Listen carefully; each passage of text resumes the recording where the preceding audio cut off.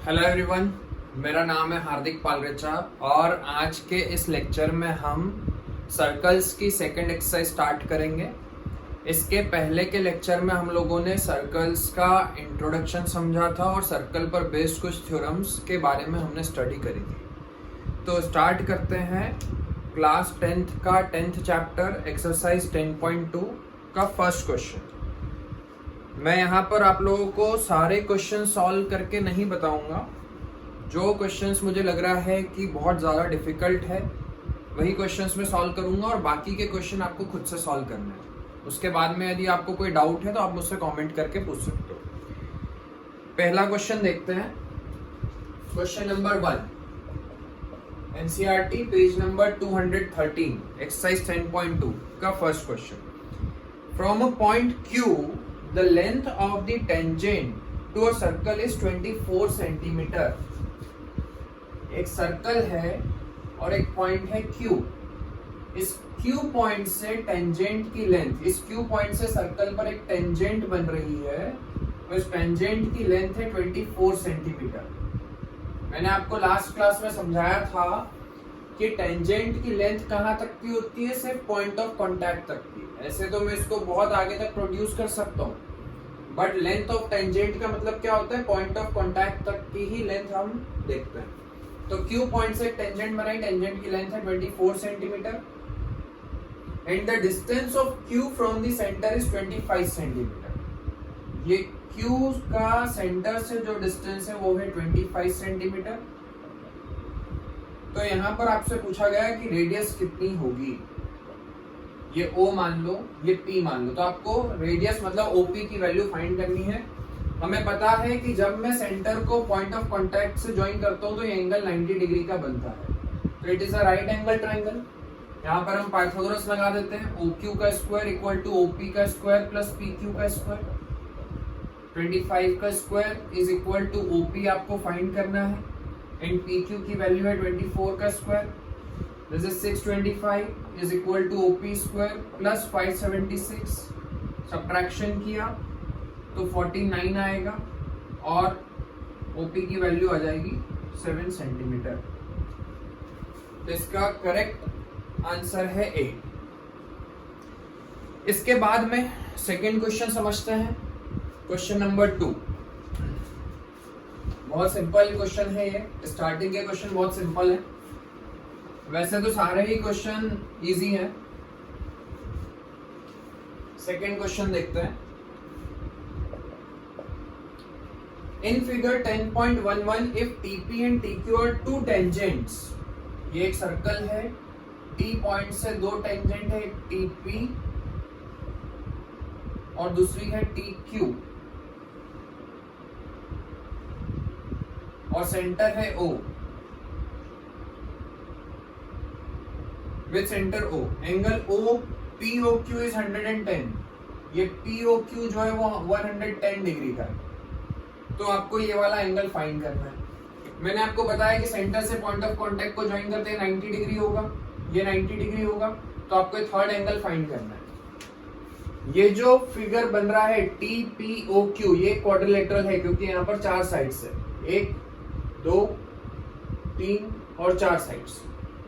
और क्वाड्रिलेटरल में चारों एंगल का सम कितना होता है, 360 डिग्री।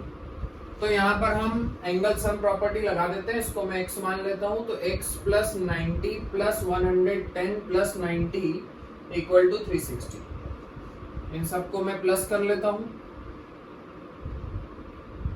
तो 290 आएगा। तो 360 में से आप 290 माइनस कर लो, आपका आंसर आ जाएगा 70 डिग्री। मतलब ये जो एंगल है वो 70 डिग्री का आएगा जो आपको फाइंड करना है। ठीक है। थर्ड क्वेश्चन देखते हैं।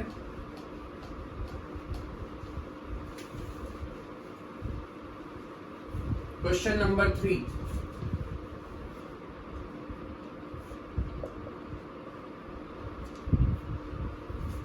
If tangents PA and PB from a point P to a circle with center O।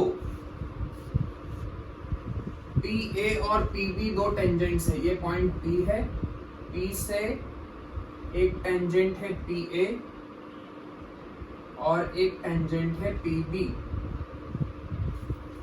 if PA and PB are two tangents from a point P on a circle with center O are inclined to each other at 80 degree, इन दोनों tangent के बीच का जो angle है वो है 80 degree, then find angle POA, ये O है, आपको POA फाइंड करना है।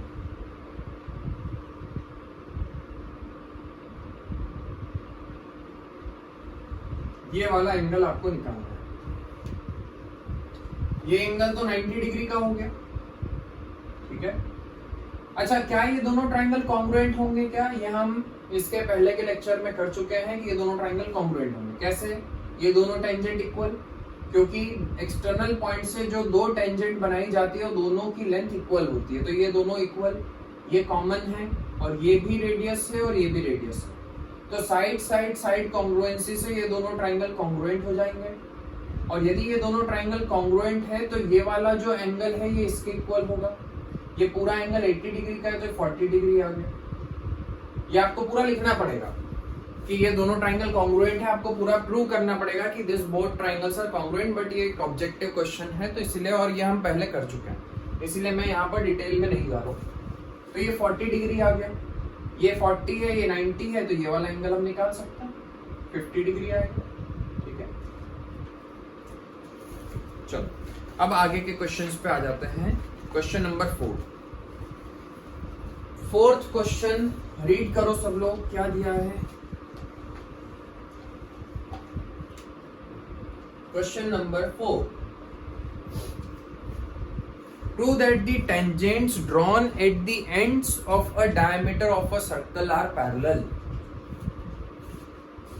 Prove that the tangents drawn at the ends of a diameter, end points of a diameter, ये diameter के end points पर इधर हमने एक tangent बना ली और इधर भी हमने एक tangent बना ली, तो ये दोनों tangent एक दूसरे के पैरेलल होगी, ये हमें प्रूव करना है। समझ में आ गया? किसी सर्कल में एक डायमीटर बनाया मैंने, उस डायमीटर के एंड पॉइंट्स पर जो टेंजेंट बनाई है वो दोनों टेंजेंट पैरेलल होगी, ये आपको प्रूव करना है। क्वेश्चन में हमें गिवन क्या है, ये O मान लेते हैं, ये A मान लेते हैं, ये B मान लेते हैं, ये M मान लो, ये N मान लो, ये P मान लो, ये Q मान लो। गिवन क्या है? AB is diameter, और आपको प्रूव क्या करना है? MN is parallel to PQ, ये हमें प्रूव करना है। Where MN and PQ are two tangents on the end points of the diameter, diameter के end points पर दो टेंजेंट है, ठीक है। तो देखो कैसे प्रूव करेंगे। मैंने क्या किया, क्योंकि ये डायमीटर है, मतलब ये जो लाइन है सेंटर से पास होगी, है ना। AB इज डायमीटर, मतलब सेंटर होगा इस लाइन पर कहीं ना कहीं। और मुझे, पहले मैं आपको समझा रहा हूं फिर मैं लिख के बताऊंगा। मुझे पता है कि सेंटर से जब मैं पॉइंट ऑफ कांटेक्ट को ज्वाइन करूंगा तो ये एंगल बनेगा 90 डिग्री का, और यदि ये 90 है तो ये भी 90 होगा। सिमिलरली ये भी 90 होगा और ये भी 90 होगा। अब यदि ये दोनों लाइन है, ये दो लाइन है, और ये वाली जो लाइन है ये इन दोनों को इंटरसेक्ट कर रही है, तो इसको मैं क्या बोल सकता हूँ? ट्रांसवर्सल, ठीक है। ये दो लाइन है और ये तीसरी लाइन इनको इंटरसेक्ट कर रही है, तो इसको हम क्या बोलते हैं? ट्रांसवर्सल। और यदि ये दोनों लाइन पैरेलल होती है तो ये वाला एंगल इस एंगल के इक्वल होता है, ये आपको पता है।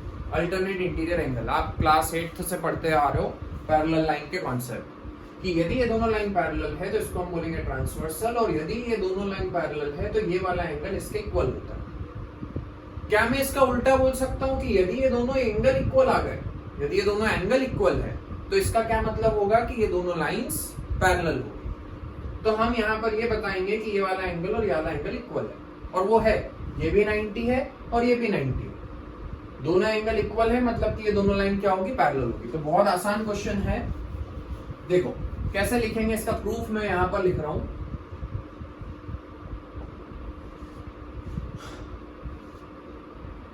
Since OB is perpendicular to PQ and OA is perpendicular to MN। इसका हमें रीजन लिखना पड़ेगा कि ये दोनों परपेंडिकुलर क्यों हैं। तो मैं यहां पर क्या लिखूंगा कि the line joining centre to point of contact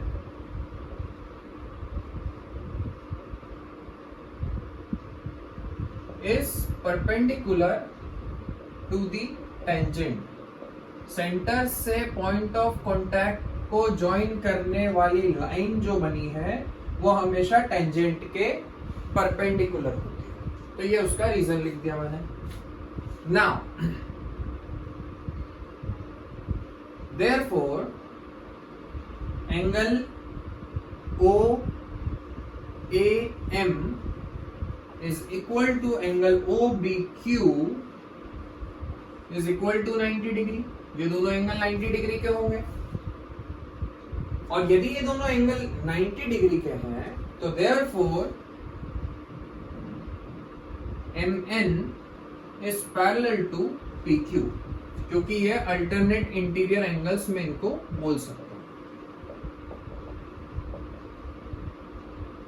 या फिर यहां मत लिखो इसका रीजन यहां पर लिखना, since angle OAM is equal to angle OBQ and they are alternate interior angles. तो दोनों इक्वल है और अल्टरनेट इंटीरियर एंगल है, और यदि अल्टरनेट इंटीरियर एंगल इक्वल होते हैं तो दोनों लाइन क्या होती है, पैरेलल होती है। तो ये इसका रीजन है। इसके बाद में हम फिफ्थ क्वेश्चन देखते हैं। आप लोग फिफ्थ क्वेश्चन रीड करो और खुद से ट्राई करने की कोशिश करो, क्या ट्राई करो उसको।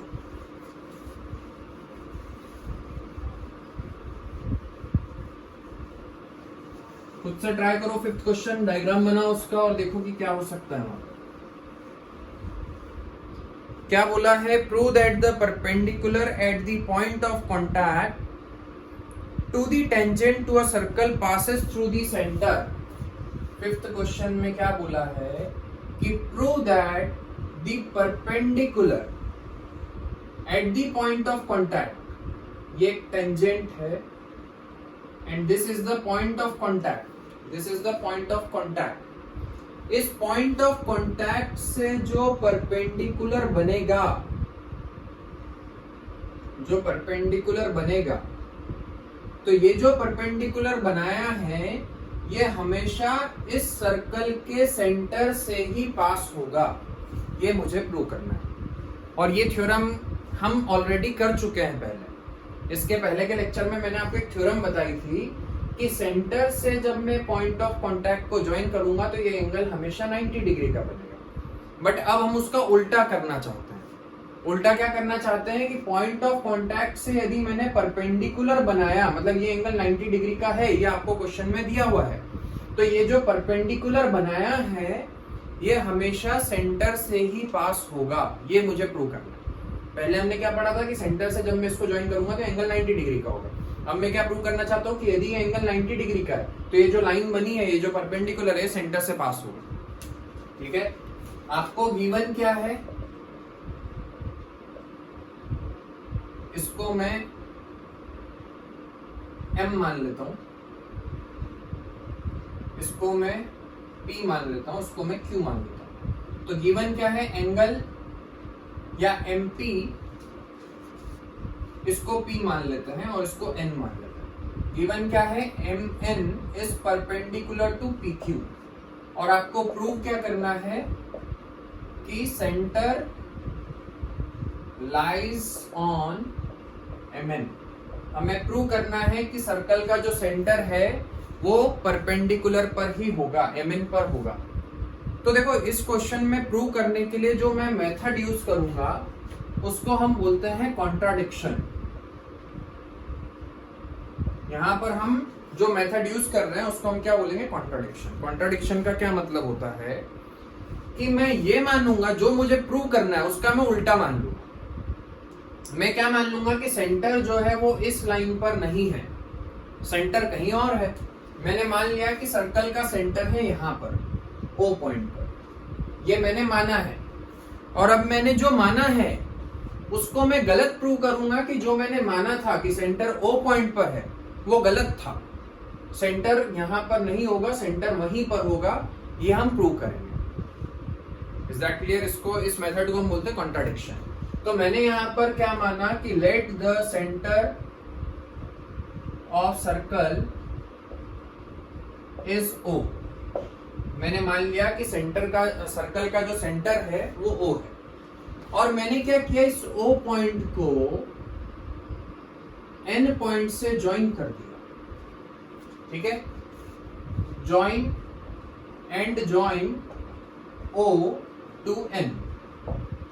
तो हमारी थ्योरम के अकॉर्डिंग जब हम सेंटर को पॉइंट ऑफ कॉन्टैक्ट से ज्वाइन करते हैं तो जो एंगल बनता है वो कितना होता है, 90 degree. According to our theorem, हमने जो थ्योरम पढ़ी थी उस थ्योरम में हमने क्या पढ़ा था कि सेंटर से जब हम पॉइंट ऑफ कॉन्टैक्ट को ज्वाइन करेंगे तो एंगल 90 डिग्री का बनेगा। तो यदि मैंने O को सेंटर माना है तो ये जो एंगल है ONQ, ये हमारे अकॉर्डिंग कितने डिग्री का होना चाहिए, 90 डिग्री का। तो therefore angle ONQ is equal to 90 degree. यहां पर वही स्टेटमेंट कि जब हम सेंटर को पॉइंट ऑफ कांटेक्ट से ज्वाइन करते हैं तो जो लाइन बनती है वो टेंजेंट के पैरेलल होती है। वो आपको पूरा इसका रीजन यहाँ पर लिखना है, थ्योरम का स्टेटमेंट यहाँ लिखना है, जो अभी इसके पहले वाले क्वेश्चन में मैंने लिखा था, मैं वापस से नहीं लिख रहा हूँ। तो हमारे अकॉर्डिंग ये वाला एंगल 90 डिग्री का आ रहा है, जबकि क्वेश्चन में ये वाला एंगल 90 डिग्री का दिया। तो कौन सही है? क्या ऐसा हो सकता है क्या कि ये एक लाइन है, यहाँ पर एक पॉइंट है, और यदि ये एंगल 90 डिग्री का है तो क्या फिर ये वाला एंगल 90 डिग्री का हो सकता है क्या? ये तो 90 से कम होगा, हो ही नहीं सकता है ना। तो हमारे अकॉर्डिंग ये वाला एंगल 90 का आ रहा है और उनके अकॉर्डिंग तो वो एंगल 90 का है। तो एक ही पॉइंट पर दो परपेंडिकुलर कैसे बन सकते हैं? मतलब ये भी परपेंडिकुलर हो गया, वो भी परपेंडिकुलर हो गया, ऐसा हो सकता है क्या? नहीं हो सकता। मतलब हमने जो माना है, क्योंकि वो तो उन्होंने जो दिया वो तो सही दिया है कि एंगल ये 90 डिग्री का है, मतलब हमारा जो एंगल ये 90 डिग्री का आ रहा है ये गलत आ रहा है। तो यहां पर मैं क्या लिखूंगा कि but angle MNQ is equal to 90 degree, it is given in the question, ये 90 डिग्री है।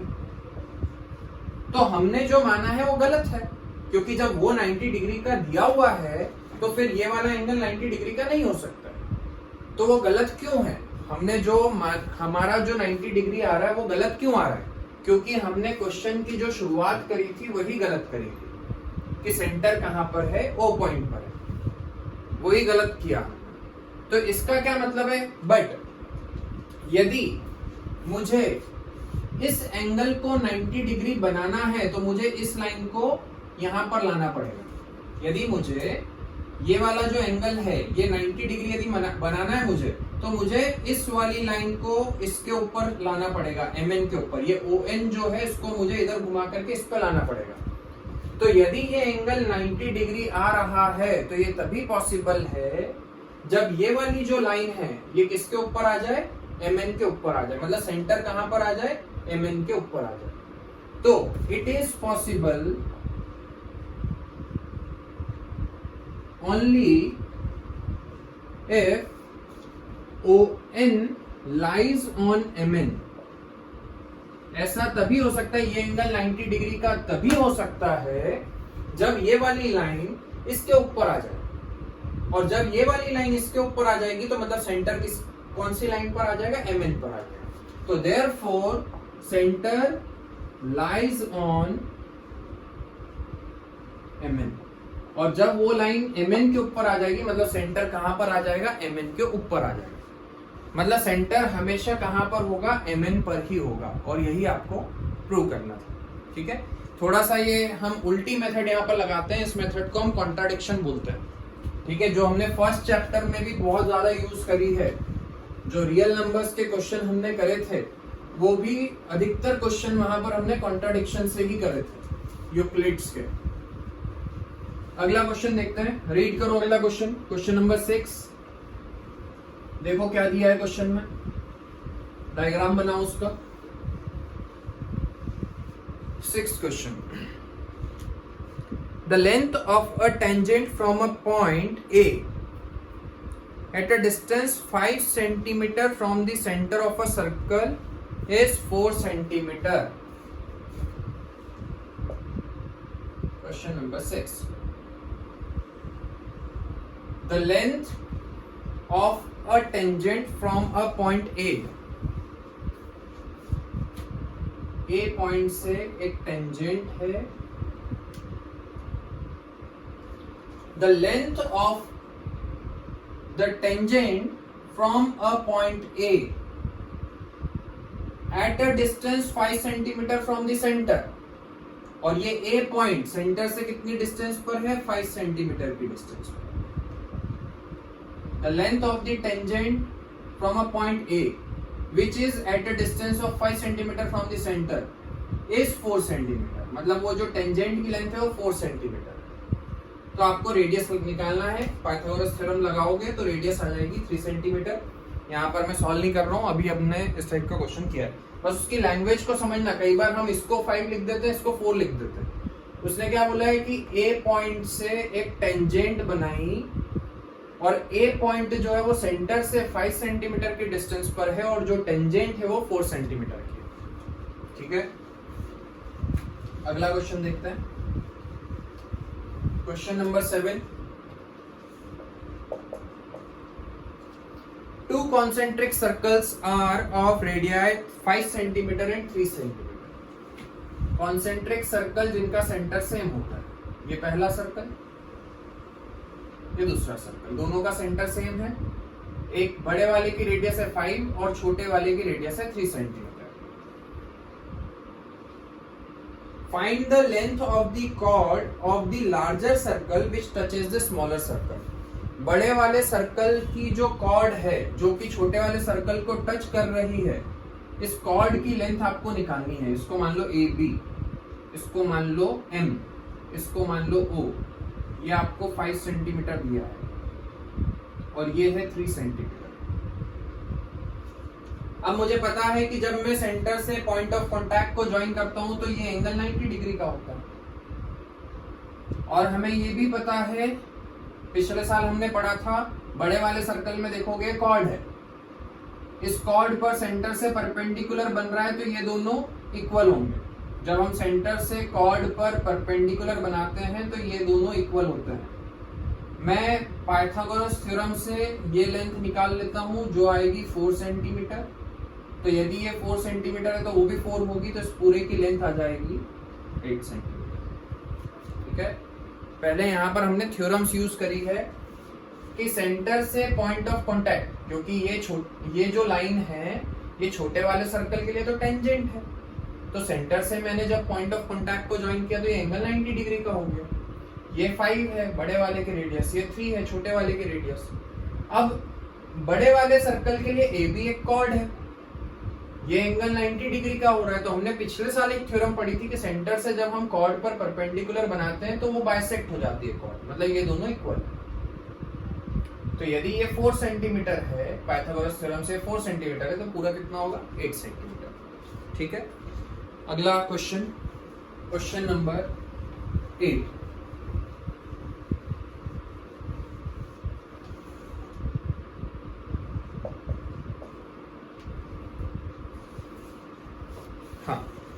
A quadrilateral ABCD is drawn to circumscribe a circle. Circumscribe का मतलब क्या होता है? क्वाड्रिलेटरल सर्कल को सर्कमस्क्राइब कर रहा है. मतलब क्या है कि उसकी चारों साइड्स सर्कल को टच कर रही है. ठीक है, डायग्राम बना लेते हैं. A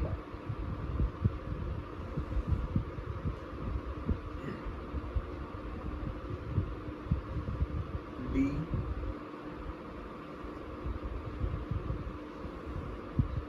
B C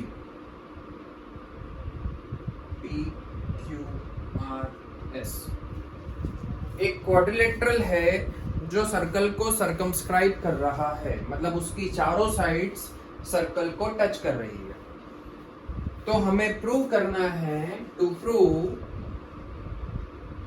A B plus C D is equal to B C plus A D, ये हमें प्रूव करना है। ठीक है, A B plus C D is equal to B A D plus B C, ये हमें यहां पर प्रूव करना है। ठीक है, देखो कैसे प्रूव कर सकता हूं मैं। प्रूव, इस ए पॉइंट से सर्कल पर दो टेंजेंट बन रही है, एक तो है एपी और दूसरी है एएस, और ये दोनों इक्वल होगी क्योंकि एक्सटर्नल पॉइंट से दो टेंजेंट बन सकती है सर्कल पर और वो दोनों की लेंथ इक्वल होती है। ऐसा नहीं कि ये पूरी इस पूरे के इक्वल होगी, मैंने आपको पहले ही समझा दिया है कि लेंथ ऑफ टेंजेंट का मतलब क्या होता है कि एक्सटर्नल पॉइंट से पॉइंट ऑफ कांटेक्ट तक की लेंथ, उसके आगे तो फिर वो कहीं तक भी मैं बढ़ा सकता हूं, बट वो लेंथ नहीं कहलाएगी, लेंथ से पॉइंट ऑफ कांटेक्ट तक की। तो पहली चीज मैंने लिखी AP is equal to AS, ये हो गई मेरी फर्स्ट इक्वेशन। वैसे ही इधर क्या होगा, BP और BQ इक्वल होंगे, पर अब मुझे थोड़ा सा दिमाग लगाना है, BP इक्वल टू BQ होगा या फिर BQ इक्वल टू BP, दोनों एक ही चीज है, पर मैं किस तरीके से इक्वेशंस को अरेंज करूं जिससे कि ये चीज बन जाए। तो मुझे पता है कि यदि मैं यहाँ पर BQ लिख देता हूं तो AP और BQ, क्या AP और BQ प्लस होंगे, क्या नहीं होंगे। तो इसका मतलब क्या है कि मुझे यहाँ पर BP लिखना पड़ेगा और उधर BQ लिखना पड़ेगा। अब थर्ड इक्वेशन बनेगी किधर से, इधर से, CQ इक्वल टू CR, तो CQ किसके नीचे आएगा, BQ के, तो BQ के नीचे CQ लिख दे, इधर आ गया CR, ये थर्ड इक्वेशन हो गई। और एक इक्वेशन यहां से बनेगी DS इक्वल टू DR, तो DS किसके नीचे आएगा, AS के, तो DS को इधर लिख दो, DR को इधर लिख दो, ये हो गई fourth equation. Tangents from external point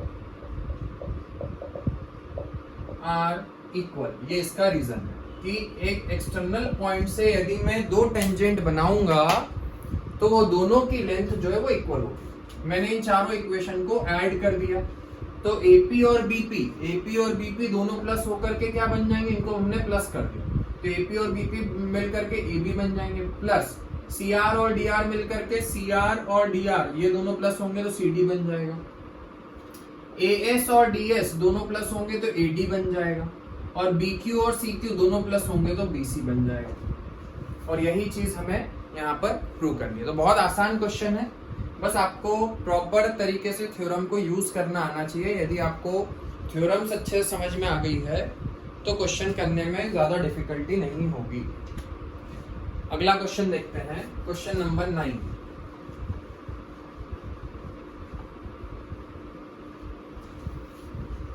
ninth question, read करो, डायग्राम बनाओ, पॉज करके खुद से करने की कोशिश करो, और फिर जब नहीं बने तो फिर वीडियो में देखो, पहले खुद से ट्राई करो। मेरे क्वेश्चन बताने से कुछ नहीं होगा जब तक आप खुद से प्रैक्टिस नहीं करते हो, खुद का दिमाग नहीं लगाते।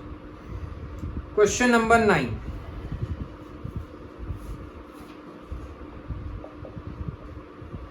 इन फिगर 10.13 आपको डायग्राम दिया हुआ है XY। पहले मैं डायग्राम बना लेता हूं फिर क्वेश्चन रीड करता है।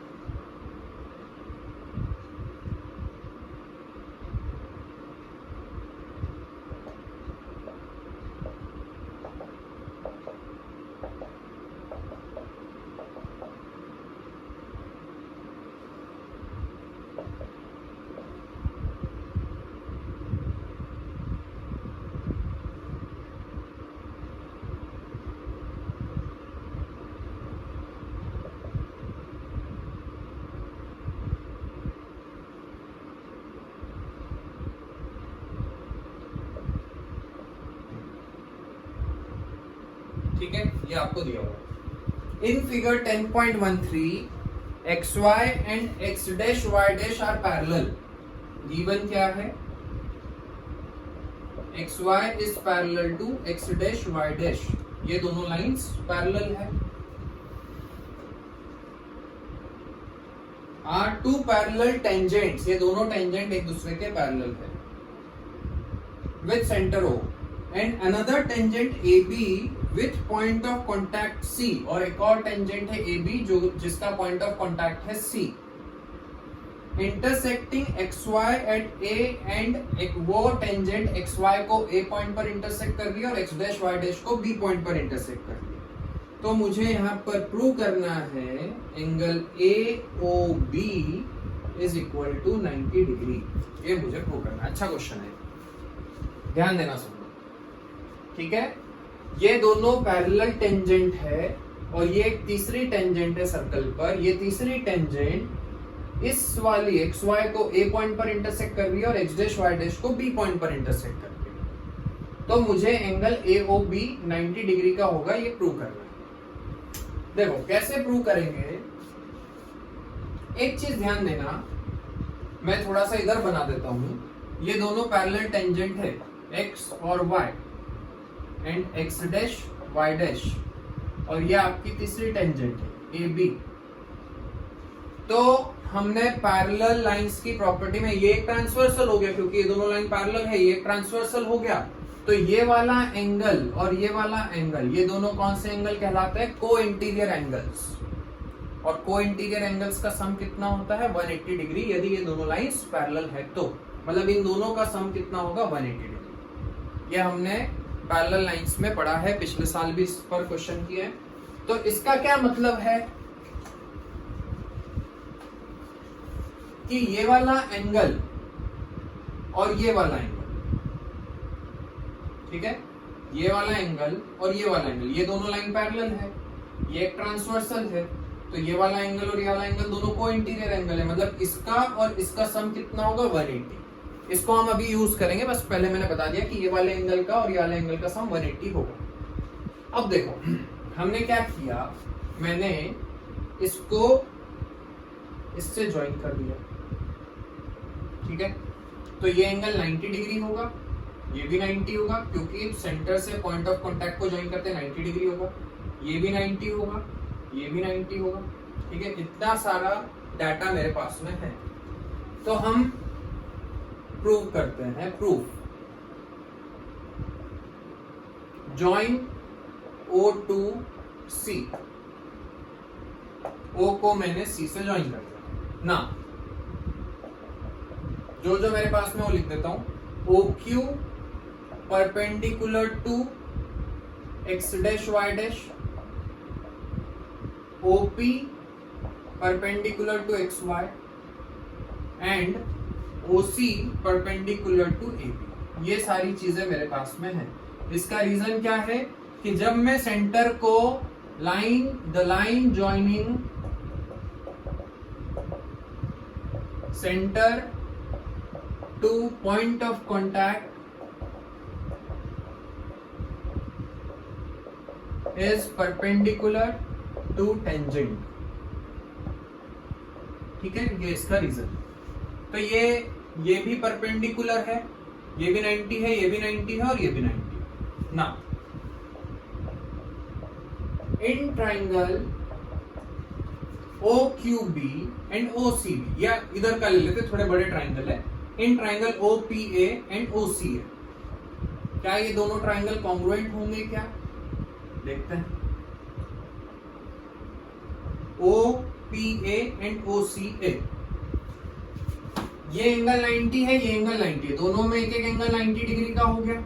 दोनों की हाइपोटेन्यूज कॉमन है और AP जो है वो AC के इक्वल होगा। बताओ क्यों होगा? क्योंकि एक्सटर्नल पॉइंट से एक टेंजेंट इधर बन रही है, दूसरी टेंजेंट इधर बन रही है। तो AP is equal to AC, tangent from external point.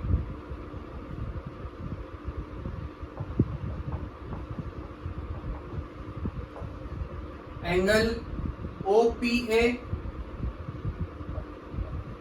Is equal to angle OCA, ठीक है, इज इक्वल टू 90 डिग्री। ये दोनों एंगल 90 डिग्री के हो गए।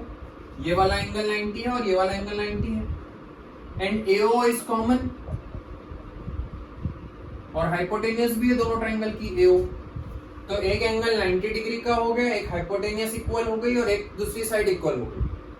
तो RHS कॉन्ग्रुएंसी से दोनों ट्राइंगल कॉन्ग्रुएंट हो गए। तो therefore angle triangle OPA is congruent to triangle OCA by RHS congruency.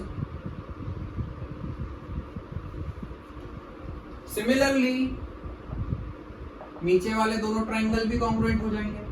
कैसे? देखो, या तो आप ऐसे भी कर सकते हो, ये रेडियस है, ये रेडियस है, दोनों की रेडियस इधर भी वही कर सकते थे, ये रेडियस है, ये रेडियस है, तो वो वाली साइड इक्वल ही बतानी पड़ेगी। ये रेडियस, ये रेडियस, ये 90, ये 90 और ये कॉमन, तो फिर मुझे ये टेंजेंट इक्वल नहीं बतानी पड़ती, उससे भी हो जाएगा, इससे भी, तो भी ये दोनों ट्राइंगल सिमिलर हो गए। तो similarly triangle OQB is congruent to triangle OCB,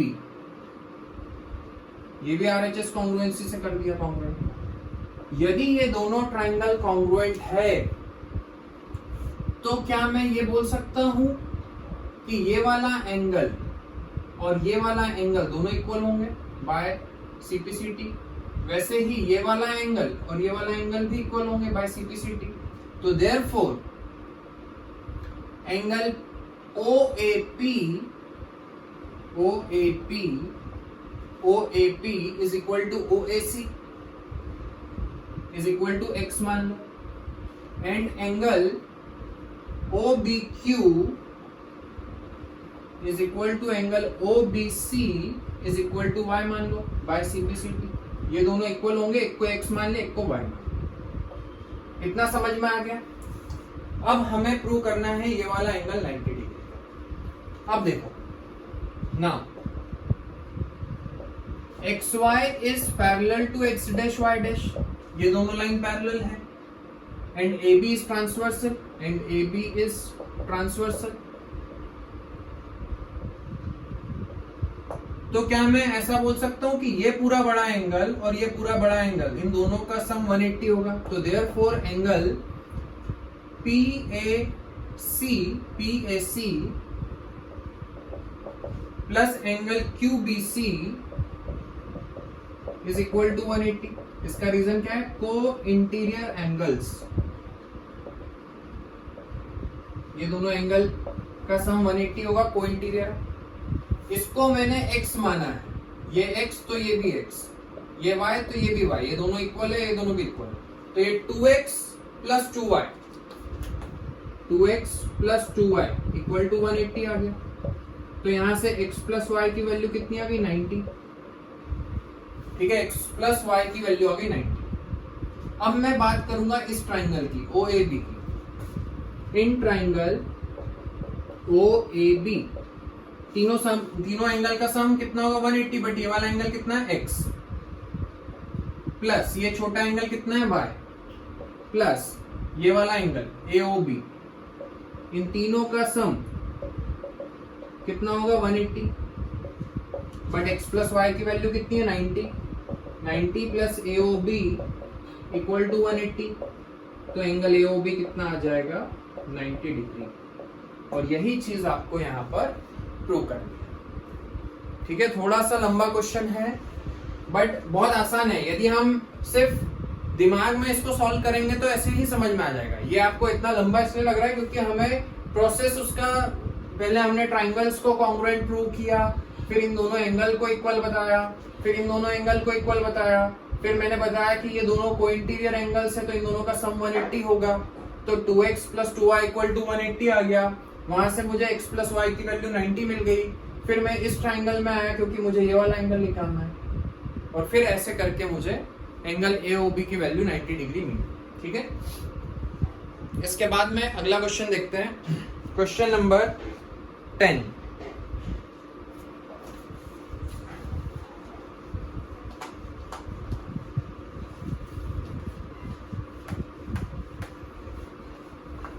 tenth question आप लोग पहले रीड करो, वीडियो पॉज करो और खुद से ट्राई करो। जब नहीं बने तो उसके बाद में फिर वीडियो को देखो, पहले आपको खुद से ट्राई करना है। हाँ, तो अगला क्वेश्चन है क्वेश्चन नंबर 10। देखो 10th क्वेश्चन में क्या दिया है, रीड करते हैं पहले।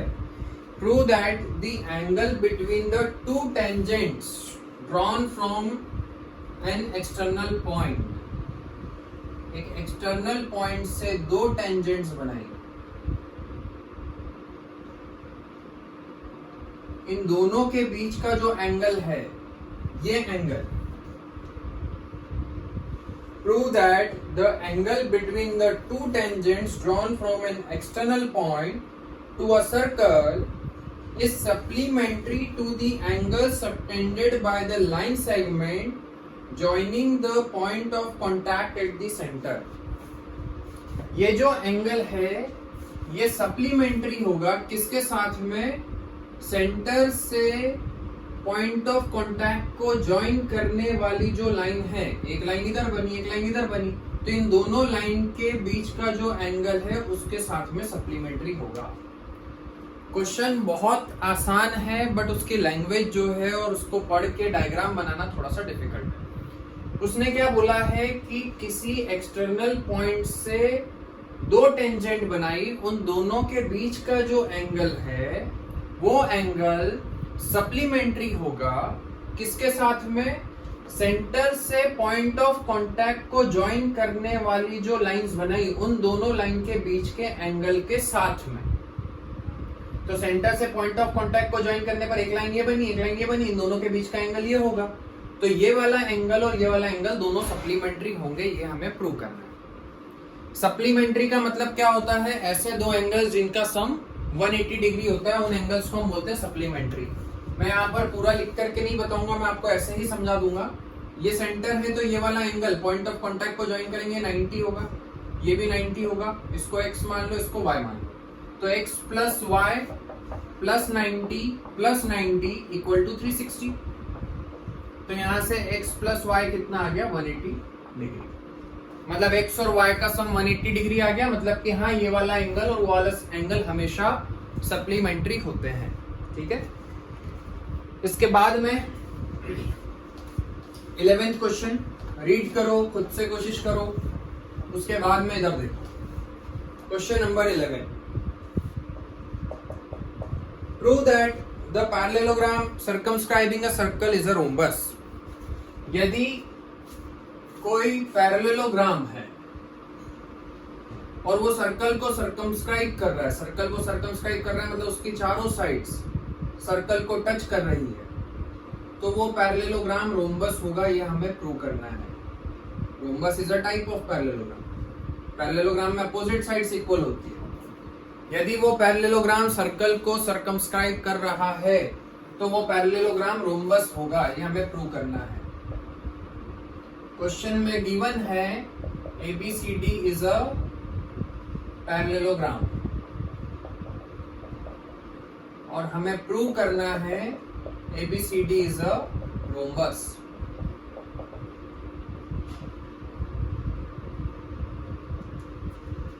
रोम्बस प्रूव करने के लिए मुझे यहाँ पर चारों साइड्स को इक्वल बताना पड़ेगा। यदि मैंने ये प्रूव कर दिया कि इसकी चारों साइड्स इक्वल है तो ये प्रूव हो जाएगा कि रोम्बस। और अभी मुझे पता है कि अपोजिट साइड्स इक्वल है क्योंकि पैरेललोग्राम गिवन है, पैरेललोग्राम की अपोजिट साइड्स इक्वल होती है। मुझे प्रूव करना है कि चारों साइड्स इक्वल। ठीक है, तो देखो कैसे प्रूव करेंगे। प्रूफ मैं यहां पर लिख रहा हूं इसको मान लो P Q R S।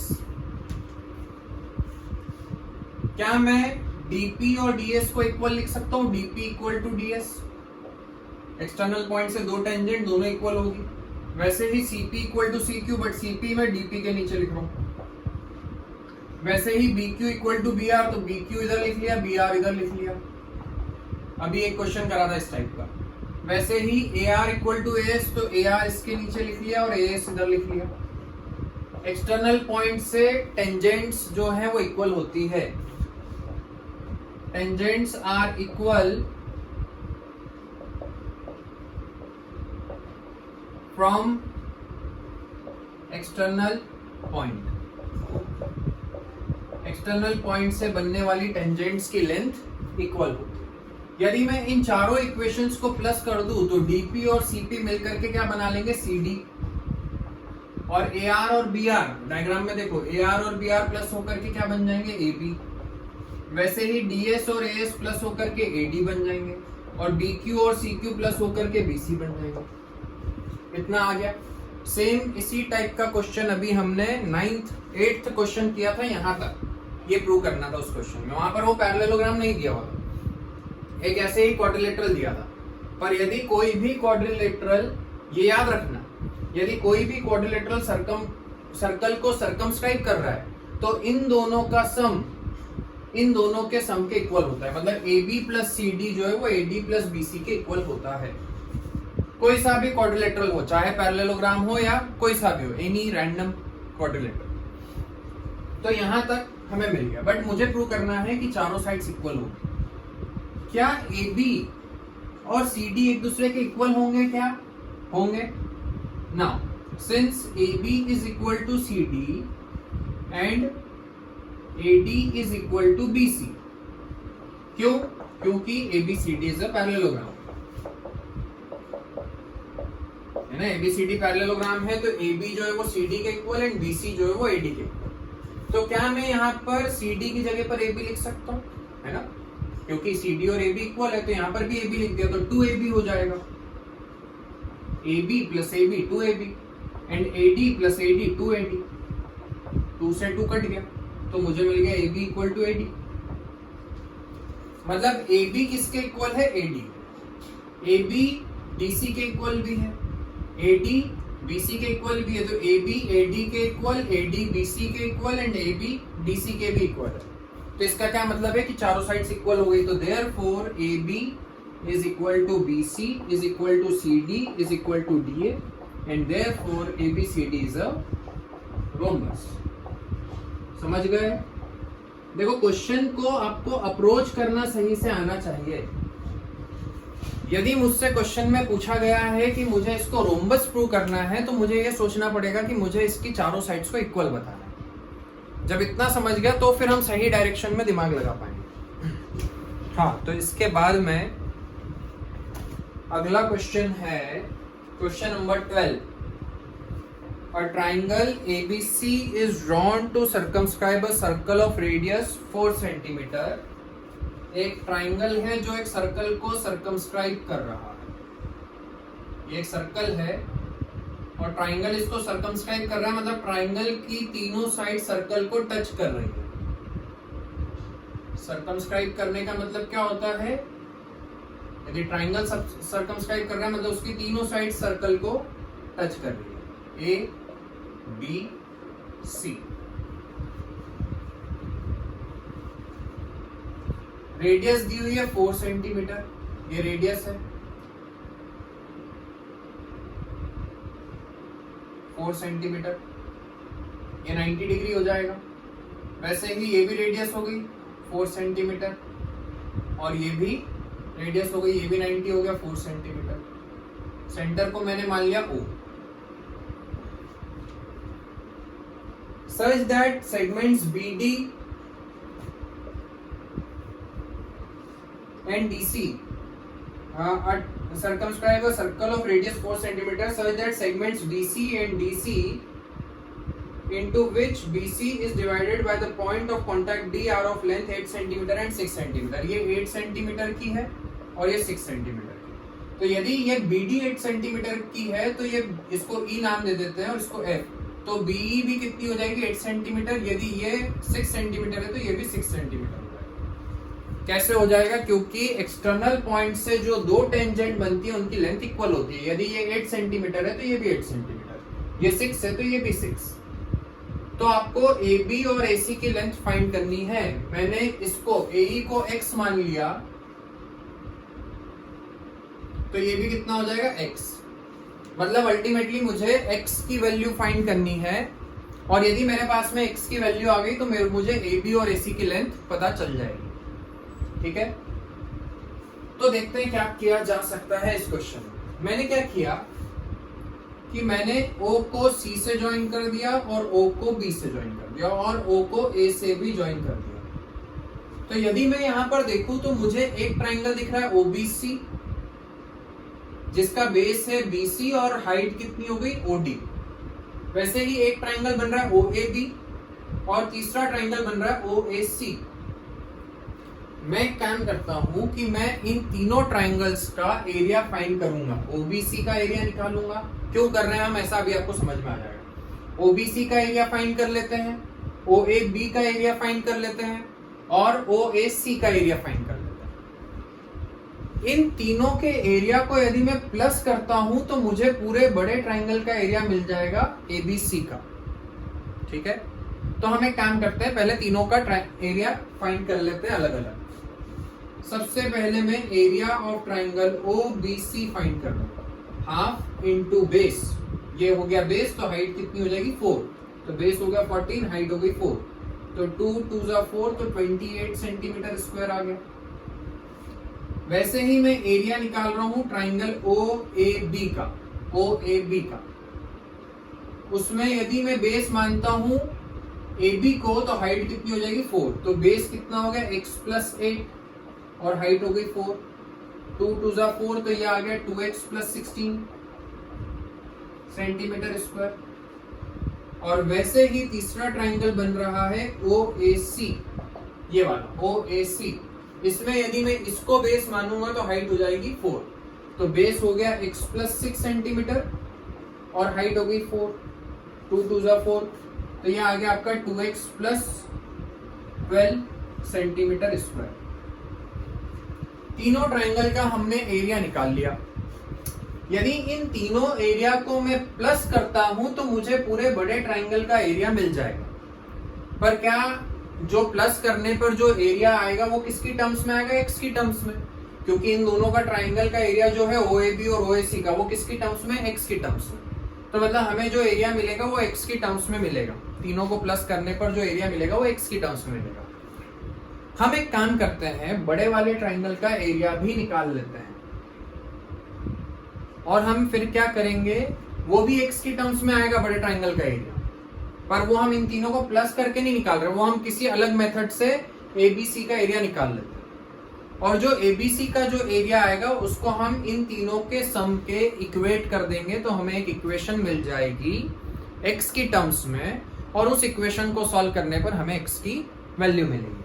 ठीक है, ABC का एरिया कैसे निकालें,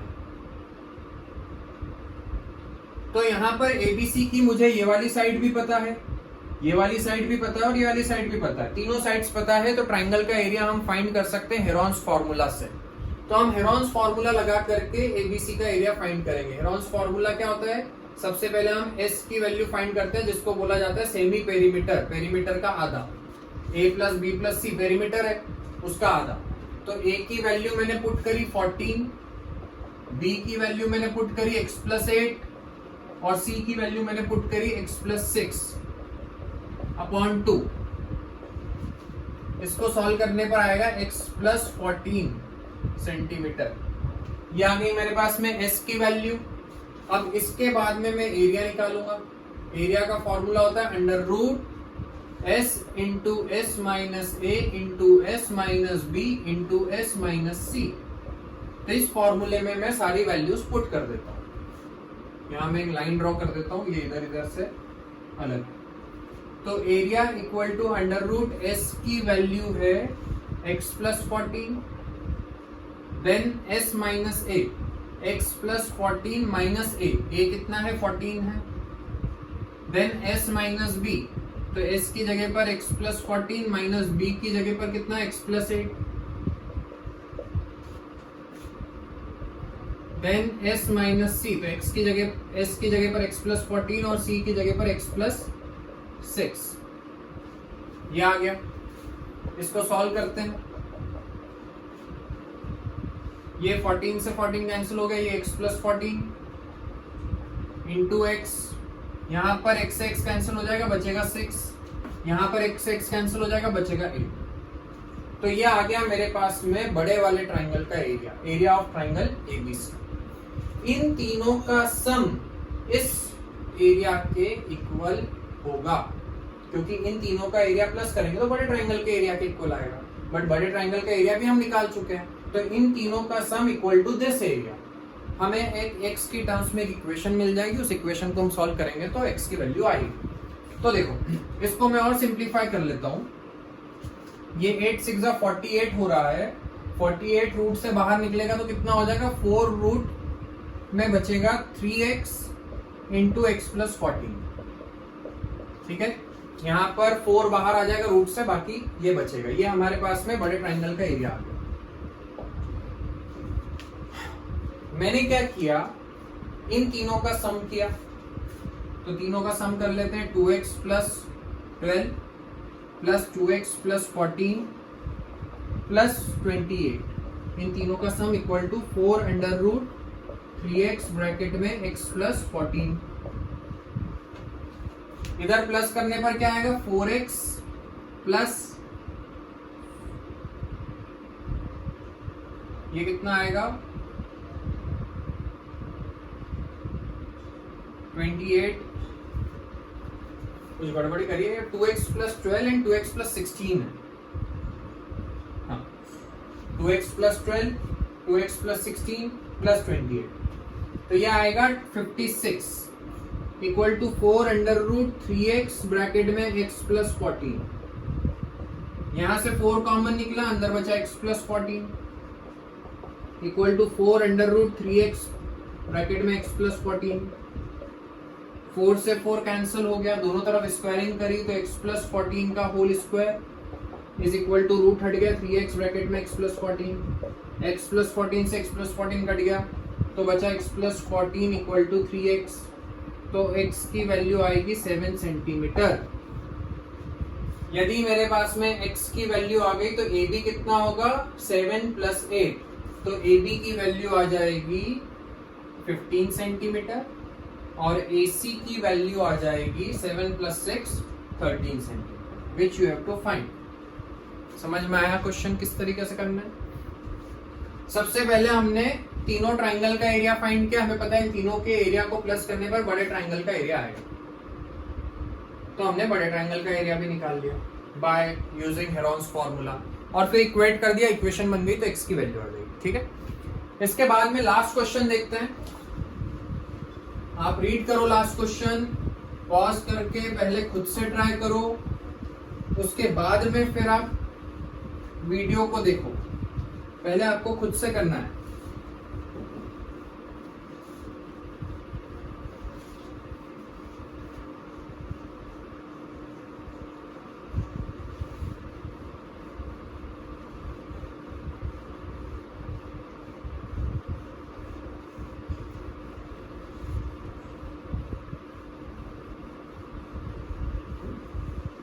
चलो लास्ट क्वेश्चन देखते हैं, question number 13 of exercise 10.2।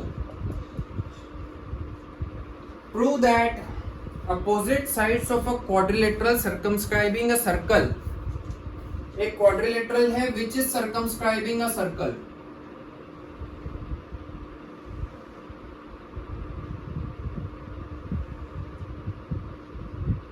Touch कर रही है चारों साइड सर्कल को, A, B, C, D। तो इस क्वाड्रिलेटरल की जो अपोजिट साइड्स है, subtend supplementary angle at the centre of the circle. तो ये जो अपोजिट साइड्स जो सेंटर पर एंगल बना रही है, जैसे DC सेंटर पर ये वाला एंगल बना रही है, वैसे ही AB सेंटर पर ये वाला एंगल बना रहा है। तो ये दो अपोजिट साइड्स जो सेंटर पर एंगल बना रही है, इन दोनों का, ये दोनों सप्लीमेंट्री है, मतलब कि इन दोनों का सम 180 होगा, ये हमें प्रूव करना है। अच्छा क्वेश्चन, मैंने इसको O मान लिया सेंटर, मुझे इन दोनों को 180 के इक्वल बताना है कि इन दोनों का सम 180 है। तो उसके लिए मैंने क्या किया, इसको P मान लो, Q, R एंड S। मैंने O को P से ज्वाइन कर दिया, O को Q से ज्वाइन कर दिया, O को R से ज्वाइन कर दिया, O को S से ज्वाइन कर दिया। ये 90 हो जाएगा, ये भी 90 हो जाएगा, ये भी 90 हो जाएगा और ये भी 90 हो जाएगा। ये दोनों ट्राइंगल जो हैं कॉन्ग्रुएंट होंगे। कैसे होंगे कॉन्ग्रुएंट, देखो देखते हैं। प्रूफ V1 और 2 प्रूफ आप लिख लेना, मैं डायरेक्ट प्रूफ बता रहा हूं। In triangle OPC and triangle OQC, ये दोनों ट्राइंगल की यदि मैं बात करूं तो ये रेडियस है और ये भी रेडियस है। OP is equal to OQ, radius. कई बार हम इन दोनों ट्राइंगल को कॉन्ग्रुएंट प्रूव करने का सोचते हैं, बट ये कभी भी कॉन्ग्रुएंट नहीं होंगे। इन दोनों को आप कॉन्ग्रुएंट प्रूव नहीं कर पाओगे, क्योंकि देखो ये दोनों इक्वल नहीं है, हमें नहीं पता ये दोनों इक्वल है या नहीं है, बस ये कॉमन है और ये 90 है, बाकी आप कुछ और इक्वल नहीं बता पाओगे। हमेशा ये जो दो ट्राइंगल्स हैं, इधर से यदि आप देखोगे जहां से टेंजेंट बन रही है, तो एक टेंजेंट इधर बन रही है, एक इधर, तो ये दोनों ट्राइंगल हमेशा कॉन्ग्रुएंट होते हैं। ठीक है, OP equal to OQ, angle OPC is equal to angle OQC is equal to 90 degree. And OC जो है वो कॉमन भी है और हाइपोटेनियस भी है, तो राइट एंगल भी हो गया, हाइपोटेनियस भी हो गया और एक साइड भी बता दी। तो therefore triangle OPC is congruent to triangle OQC by RHS congruency. और यदि ये दोनों ट्राइंगल कॉन्ग्रुएंट है तो ये वाला एंगल इस एंगल के इक्वल होगा। यदि मैंने इसको x मान लिया तो ये भी x हो जाएगा। उसी तरीके से हम इन दोनों ट्राइंगल को भी कॉन्ग्रुएंट प्रूव करेंगे, तो ये वाला जो एंगल है इसके इक्वल होगा, यदि ये y है तो ये भी y हो जाएगा। उसी तरीके से हम इन दोनों ट्राइंगल को भी कॉन्ग्रुएंट प्रूव करेंगे, तो ये दोनों एंगल भी इक्वल हो जाएंगे, यदि ये z होगा तो ये भी z हो जाएगा। उसी तरीके से ये वाले एंगल को इसके इक्वल बता देंगे, ये w हो गया तो ये भी w हो जाएगा। मतलब ये x x y y z z w w। अब ये पूरा जो एंगल है, एक सर्कल घूमने पर एंगल कितने डिग्री का बनता है? 360 डिग्री का। तो क्या मैं ये लिख सकता हूँ x plus y plus z plus w equal to 360 degree. तो यहां से मुझे क्या मिलेगा? 2x plus 2y plus 2z plus 2w equal to 360।